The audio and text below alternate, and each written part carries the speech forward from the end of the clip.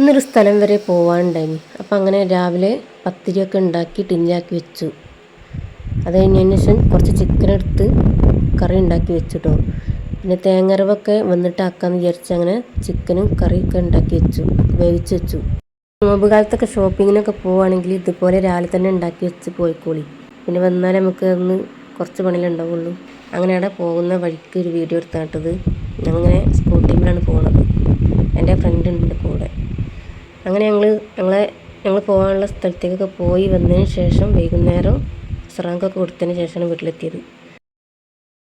അപ്പോൾ പത്തിരിയൊക്കെ ടിന്നിൽ നിന്ന് എടുത്ത് ചുട്ടു കറിയിൽ തേങ്ങ കരച്ചു. അങ്ങനെയാണ് കേട്ടോ നോമ്പിന് ഞങ്ങളിത് ഇങ്ങനെ പോകാനുണ്ടെങ്കിൽ ചെയ്യൽ. അങ്ങനെ വീട്ടിലെത്തിയപ്പോൾ മോൾ പറഞ്ഞു എന്തെങ്കിലും ഒരു പൊരി ഉണ്ടാക്കല്ലമ്മ എന്നൊക്കെ പറഞ്ഞപ്പോൾ മുട്ട ബജിയാണ് ഉണ്ടാക്കിയത്. എല്ലാം റെഡി ആയതിനു ശേഷം ടേബിളിൽ നമുക്ക് നോമ്പ് തുറക്കാനുള്ള ഐറ്റംസുകളൊക്കെ നമ്മൾ എടുത്ത് വെച്ചിട്ടുണ്ട്. അപ്പോൾ ഇത്ര മാത്രമുള്ള ഇന്നത്തെ വീഡിയോ.